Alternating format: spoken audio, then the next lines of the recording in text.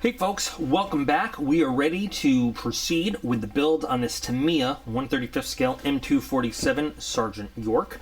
In part one, we talked a lot about the incredibly ridiculously bad history of this armored vehicle while we built the turret, and we completed our turret part because I don't like to follow instructions. I always like to build the turret first. So now we are going to proceed with building the hull and all of that assembly.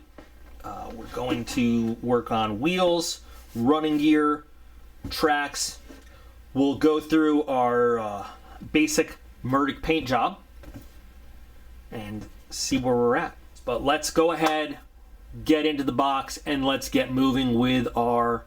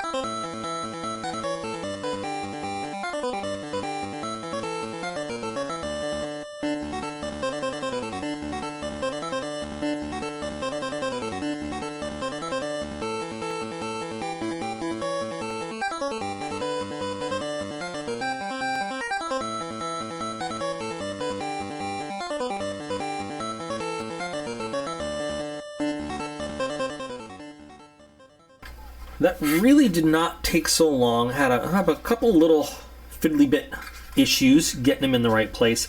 Now this is an older Tamiya kit, so you'll notice there's some gaps, and I'm going right out of the box. They're the standard little, you know, when Tamiya went to make their original Armored series line, you know, they plan to have the ability to put motors in them and stuff, so there's spaces for switches and mounting motors and stuff like that.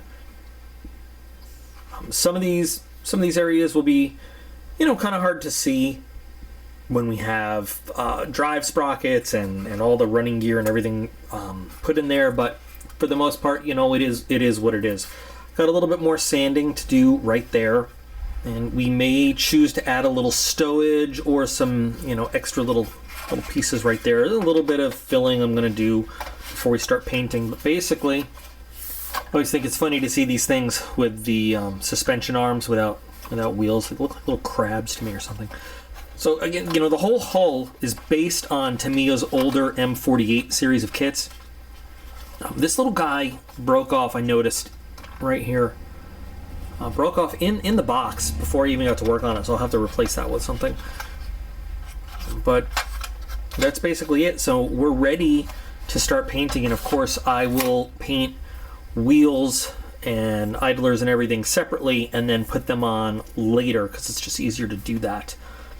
So I've decided I'm gonna go, since this was tested in the MERDC scheme, several of the MERDC schemes, I'm just gonna pick my favorite, which my favorite is actually the tropical one, but I think people are most used to seeing this in either the desert or the autumn, you know, European type one. So that's the one I'm going to do.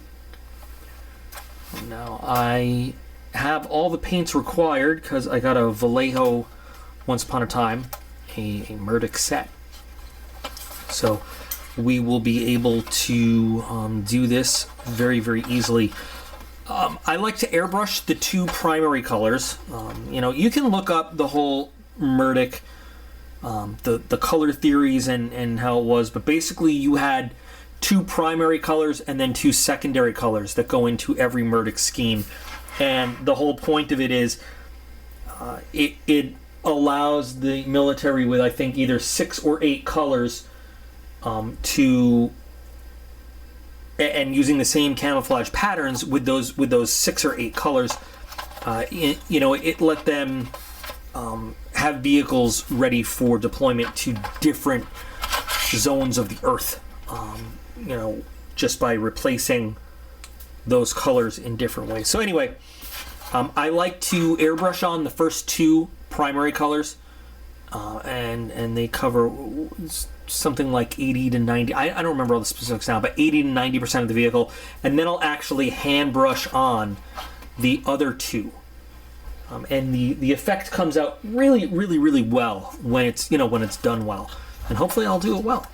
So the first step of this is going to be, I'm going to do a black base on everything, black primer.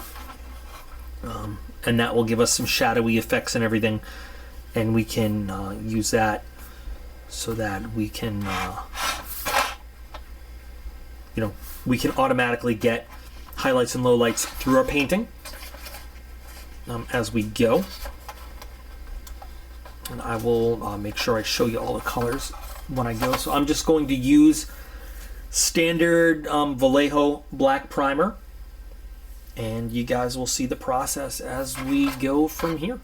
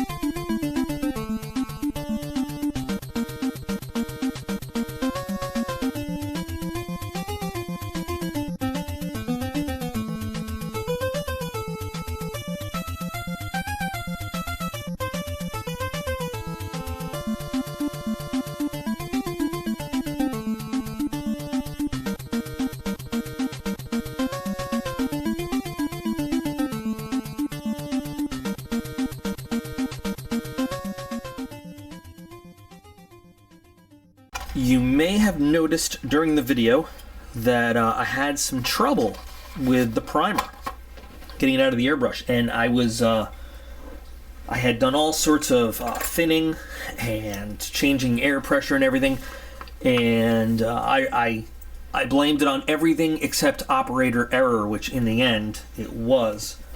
When you're using this the acrylic polyurethane, it's a rather, I mean, you can't tell just looking at it and feeling it compared to other paints. It's a thicker kind of paint. It needs a better flow, and I was just using a needle that was too small. So let that be a lesson. Let my struggle enlighten people, and always make sure you're smarter than the equipment you're working with, basically. Yeah, but we got it out there. We got the primer on there, a little sloppy on the bottom, but in the end, it's, it'll all serve its purpose just well enough. So now I'm ready to start painting. Now, I misquoted the actual name. The pattern we're doing is the US Europe Winter Verdant. And so we're going to be using, as the primary ones, it's going to be US Forest Green. There's an FS number. This also goes by dark green in certain names. The FS number is the important one right there. And US Field Drab, there's the number on that one. So those will each comprise 45% of the camouflage, and then for the kind of accent colors, just black right there, and then US Sand, and there's the FS number on that. So like I said, both AK Interactive and Vallejo sells MERDC color scheme sets, and this was used throughout the 80s until we bought into the NATO 3-tone color scheme. I don't believe that they ever came up with a dedicated layout or a dedicated paint plan for the M247, because it never went into full production. For most vehicles, the U.S. Army actually had a technical order that said, this is the pattern you will paint the M113, the M2 Bradley, the M1 Abrams, like everything had it laid out. However, the cool thing is, you're not, the crews who were painting them were allowed actually a 10% leeway in how they did it. It was all done by hand. It's not done by machines. So, number one, doing a hard edge camouflage on these paint schemes is a little unrealistic, because they actually had guys in the motor pools spraying them on with spray guns, and they didn't have like stencils or templates. They held up the technical order and they said. Now I'm sure some overachievers actually did cut out templates, but they, because it was all hand done, they were allowed to fudge it by about, and the actual number was 10%, more or less. So not every single vehicle all looked exactly uniform. There's variations from vehicle to vehicle. So that's why when you look at different pictures of MERDC scheme vehicles, they all look basically alike. They all look basically the same, but not exactly 100%. And like I said, the paint jobs on the M247s were never finalized in an actual technical order that said this is the exact pattern you'll use. So you can go by pictures. I'll just use the since it gives us almost all the way around. It doesn't give us the other side, but I'll just use the Tamiya instructions, and I'm going to freehand it because that's what I like to do. And I'll airbrush the two primary colors, like I said, and then I will paint by hand the two accent colors.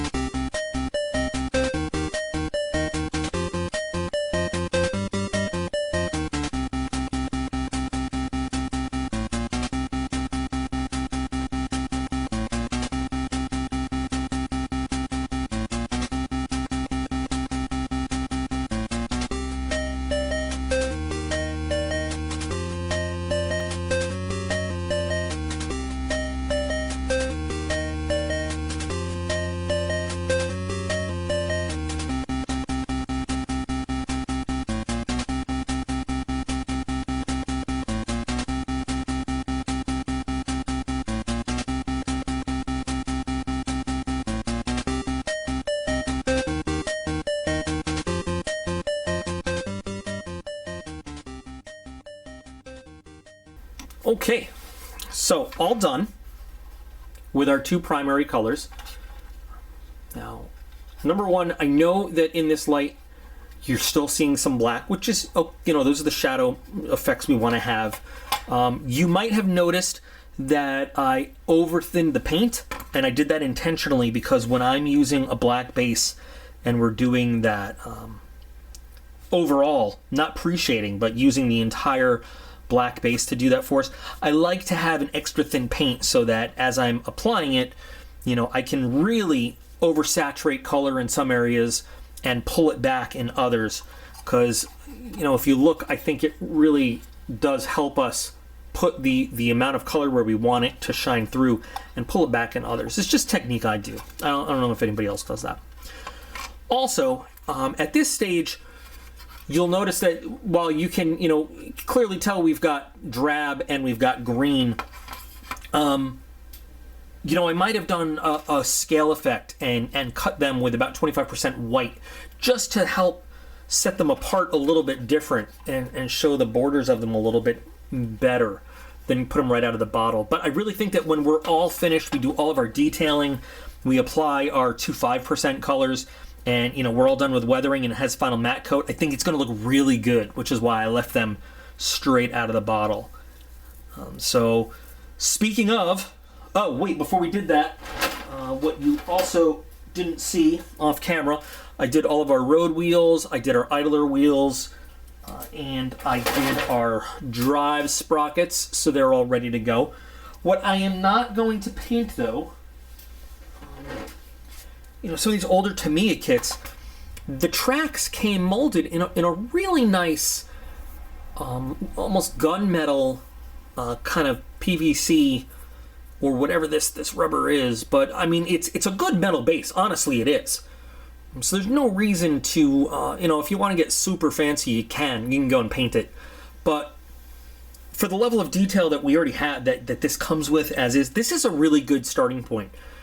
So what I will do before we start working on it is just maybe give it a base coat of like, I don't know, maybe matte or gloss, something just to help other stuff stick to it. But I'm just going to leave it in this metallic color because it works for us. So since, like I said, I'm going with the 10%, acceptable rule that the Army had about painting MERDC schemes, I'm going to use the instructions as a guide for applying my accent colors, my 5% colors. I'm going to start with the black. When I do this, I like to water these colors down again too for a couple of reasons. Now, number one, I used to do this with all Tamiya paints. Now, the Model Air is a little thinner to begin with, but I want this to be nice and thin because, number one, I want zero brush strokes showing up, but I want to have really good control of the paint so that we can get these nice, fine kind of shapes, out of the brush. We don't want them to be rough or obtuse. We want them to have that look. And having a nice thin down paint really helps us do that. So I'm just going to mix some up, and we'll get started with applying the 5% colors, mostly in accordance with the instructions. But like I said, oh, look what I did already. And it's a good thing it's all thinned down because it can wipe right off, and then that's going to become part of the wash for us.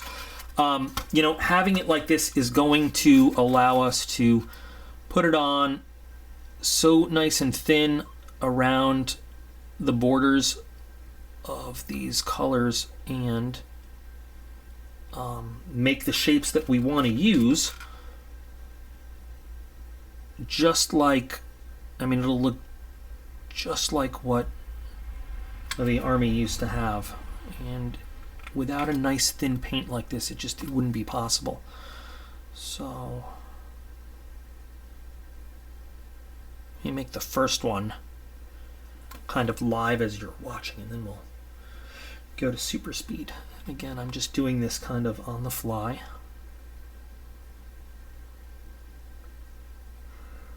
I think you see now why I want to do these with a paintbrush rather than with an airbrush. This is a much more realistic look for these, I think, personally.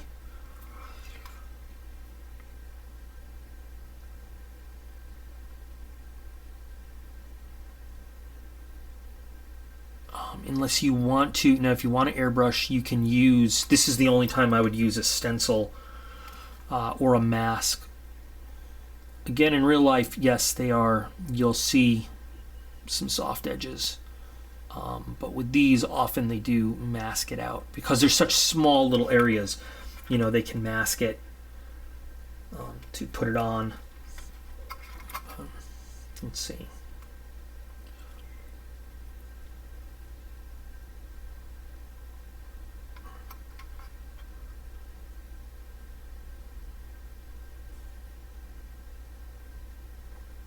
Try to make it look kind of like what it does.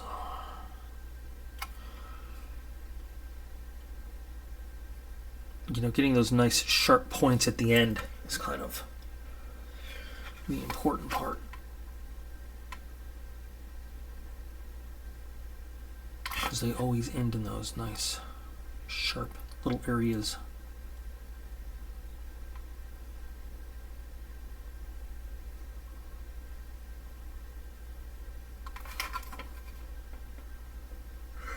This is maybe too big a shape to be very realistic, but what we can do is we can actually extend it down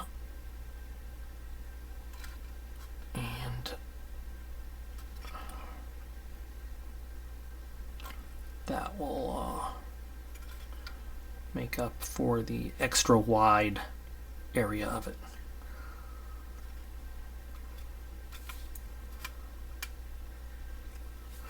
And when you put just like this little, I keep calling them accent colors, they're the, you know, the 5% color in between, it really helps break up the differentiation of the green and the drab, and it really sets it apart right away. So I'm going to get to putting the black and the sand on the vehicle in between our two primary colors. And just try to get a good amount of these. They're not going to match the exact shapes on the instructions, but I'm going to put them in all the places that are on the instructions. Just make sure they're uniformly opaque, you know. It's been a little bit of a process, but I've got my 5% colors done. So the majority of painting, the main painting on this weapon system is finished. Now, interestingly enough, you know, you'll see versions of this whole pattern anyway on the M60 and the M48 and any vehicle that uses this hull. Some of them have the 5% colors down on the lower section, and some don't. I'm going to go with not, because we're going to have a lot going on there with a little bit of weathering and the tracks and the wheels and everything. So I'm just going to leave it as is. And, you know, my reference shows that we don't have stuff there anyway. So now I had said that when we put the 5% colors on, it's really going to help break up and distinguish the two primary colors, and I think you can see that now, how it's a bit easier to see. So it's really coming together, and again, this is, you know, besides the tropical, I like greens, and the tropical scheme has instead of the drab, it has a light green and a dark green, and then even some, it looks similar, but anyway, this is probably one of my favorite of the MERDC schemes. I'm not a big fan of the desert ones. I don't like the way they look. But here we go. So now I'm just going to, off camera, I'm going to do some detail painting. We need to put some grayish gunmetal on the gun barrels. We need to put, I'm going to use neutral gray on the radars, on the actual radomes. You know, these tow cables could have been left in a gunmetalish natural metal color. Sometimes they're painted OD green. You know, for you know, to make them stand out, I'm gonna put the gunmetal color on them, and that's kind of all we're gonna do before we start glossing for decals and to start weathering. You know, we're ready to move on to sort of the next phase on this model here. But the thing about the MERDC paint scheme is that it really kind of throws some life because there's just so much going on. And I love the NATO 3-color scheme. I love the colors together, but the old MERDC just it really just has so much more going on to it. So anyway, let me get these detail-y bits painted, and then we'll move on from there. Finished product here. You can see it's freshly glossed. Just Future Floor Wax. Found the missing optic shield there and glued it back on. We've got our neutral gray on the radomes with some olive drab from testers for the electronics box. For the main guns here, I did an even 50-50 mix of gunmetal and the neutral gray. You could see they came out with that nice parkerized look that those guns should have. Not exactly even, perfect, but it'll do. The sprockets are on there just temporarily. They're going to come off, so don't worry about that. Also did the tow cables. I decided to split the difference between the OD green and the gunmetal, so I did the cable itself, the main cable, in gunmetal so we could rust it up and weather it up. And I did the ends in OD green because I've seen this plenty of times myself on actual military vehicles. So we've got the eyes that hook on to the hooks on either end in OD green. They get replaced often. Well, not often, but they get replaced. So they'll be painted a little different. Let me struggle to reattach the turret here. But you'll see, as we take a look, if I can get this thing reattached, that all of our problems differentiating the different colors, between our 5% colors going on there and then the gloss, because the gloss coat always does kind of just change the refraction of light a little bit and everything. It really brings all the colors together, and it kind of really helps the different colors stand out. So I told you it was all going to come together in the end, and it does. You can really see nice specific differences in the green and the drab, and I'm really happy. We got our wheels all done, ready to go, so we'll work on them next time. This little dude fell off, but I got it.